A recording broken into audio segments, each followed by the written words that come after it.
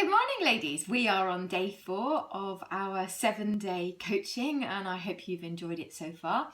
And as I alluded to in my post last night, today is all about pelvic floors, all things pelvic floors. The video today might be just a little bit longer because there's quite a lot for me to mention. I don't want to miss anything out.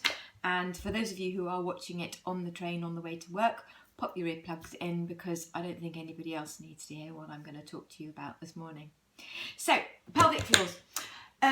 Those of you who have delivered a baby vaginally, perhaps many years ago, may well at that time have had some issues with your pelvic floor. You may have had an episiotomy, you may have had some tears, you may have had it stitched up, you might have had a couple of years of thinking, oh, things don't feel quite right down there. But generally, once the children are a little bit older, they're into toddlerhood, right up to where we are perhaps till our mid to late 40s, often people don't notice any issues at all. Hopefully, if you have had issues with your pelvic floors throughout your children's growing up years, you've sought help. But I do still come across people who have never had any help to address the symptoms that they've got. And it's not until they get really difficult to deal with, perhaps in their perimenopause, that they do start to say, oh, I really need some help. So there's 3 things that... No, there's not. There's 4 things that I've written down that I want to be sure to mention. I told you at the beginning of the week that everything I'm mentioning, layers on top of layers on top of layers. Firstly, I've been trying to get you to drink a lot of water, 2 litres of water or herb tea or whatever a day. That's because it helps prevent you getting constipated. And if you drink a lot of water and you eat a lot of fruit and vegetables and fruit, should I say, that also helps prevent being constipated too. As our menopause phase comes, as we enter into the menopause phase and all our hormones start to change, all the tissues of your gut as well as other tissues in your body start to change and they become a little bit thinner. So that includes your gut and your bowels, and as a result people can end up getting quite constipated.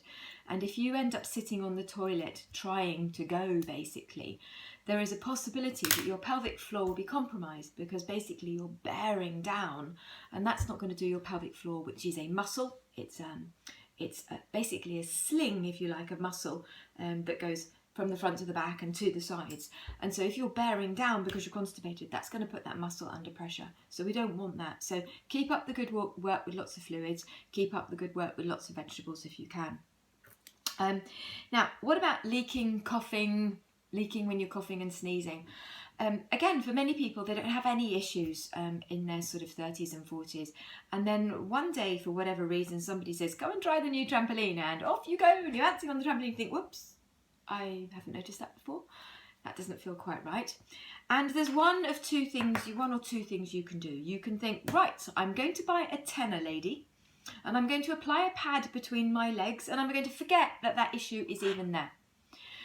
And you sort of end up relying on that tenner, lady. You wear it perhaps if you're bouncing with your children on the trampoline. You wear it when you go to some kind of insanity boot camp and somebody's making you do star jumps. You wear it in case you're sneezing, in case you're coughing. And so before you know it, you're becoming reliant on a tenner, lady, when in fact what you should have done was the second thing, and that's to think, okay, that's obviously quite common, but it's not normal and I need to seek some help from it.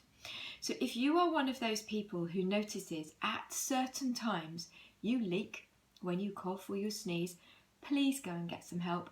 There are so many people who have had that problem. And the people to get help from are in fact a specialist women's health physio. Yes, your GP may well be great, absolutely great, but I think, in my opinion, you will get more support, better support in this circumstance by going to a specialist women's health physio. For those of you who are in Sevenoaks in Kent, which is where I'm sending this video from, I can easily give you links.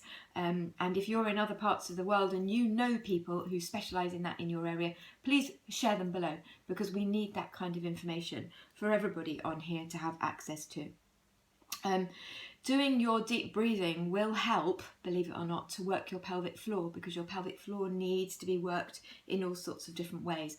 But actually, even more importantly, when you're doing your exercises like the ones I've given you, breathing out as you're going through the effort becomes equally important, because that helps take the pressure off your pelvic floor. I haven't got one here, but imagine you've got a great big balloon and you're blowing that balloon up. So you've now got a full balloon. If you then squeeze the balloon, if there's any weakness in the fabric of that balloon's going to pop. And that's a little bit like what happens in your pelvic floor area. If you have had a vaginal delivery, your pelvic floor may never be quite as strong. And if you're now pushing down or bearing down, it's going to give somewhere. Basically, everything that's inside your pelvis needs to stay there. You don't want any extra pressure putting down on it. That said, if you can feel something in between your legs, something doesn't feel comfortable, again, please make an appointment and go and see a specialist. So we've talked about constipation and preventing it, and I'm actually going to send another video over about how to poo, believe it or not. We've talked about leaking, coughing and sneezing. I'm going to leave that subject there, but I'll just say one more thing. Please don't do a just in case wee. Again, I hear so many people say, I'm just going to go for a wee, just in case. Don't do that. Your bladder needs to be used to being full, unless you've actually got a problem. And it needs to be used to holding a certain amount of fluid. And if you're always doing a wee just in case, it gets used to holding less and less and less. Go to the toilet before you go to bed. Go to the toilet when you get up in the morning. But in fact, don't wake up in the night and think, I'll just go to the loo just in case, unless you actually need to go. Don't do a jig. Okay, vaginal dryness. We all get it. Okay, things hurt a bit. It all goes a little bit dry down there. The same as your face goes a bit dry and your hair goes a bit dry. Your old foo-foo fun box down there goes a bit dry too.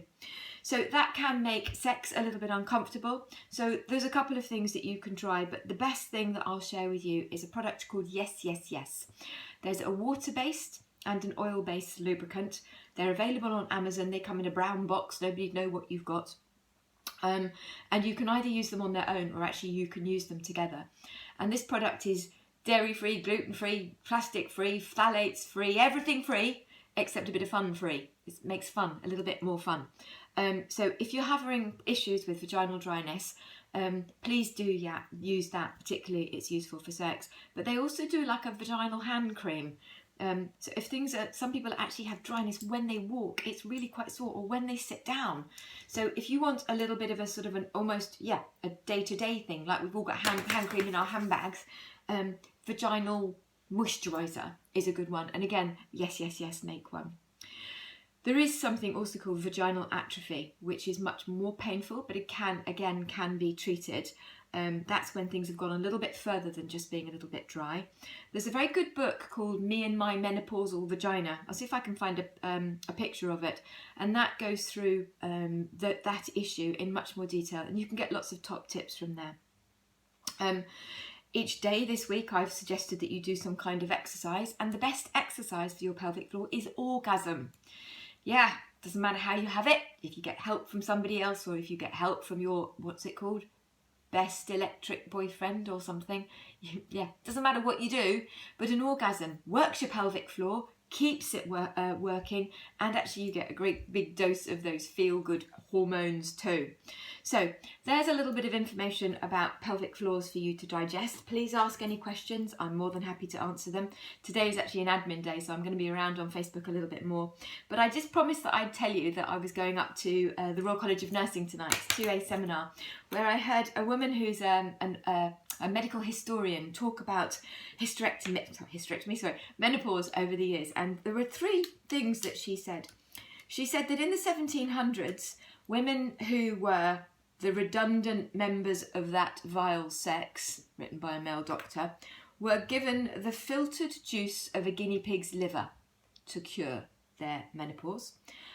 You could also be given leeches applied to your labia to get rid of bleeding, or to make bleeding, to purge all your bad menopausalness out of you.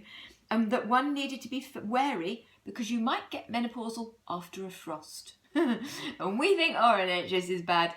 Leave you with that today, my lovely new menopausal friends. Share anything you want to. Ask me any questions. I'm more than happy to answer them. And I look forward to seeing you for tomorrow's episode of your 7-day challenge. Goodbye.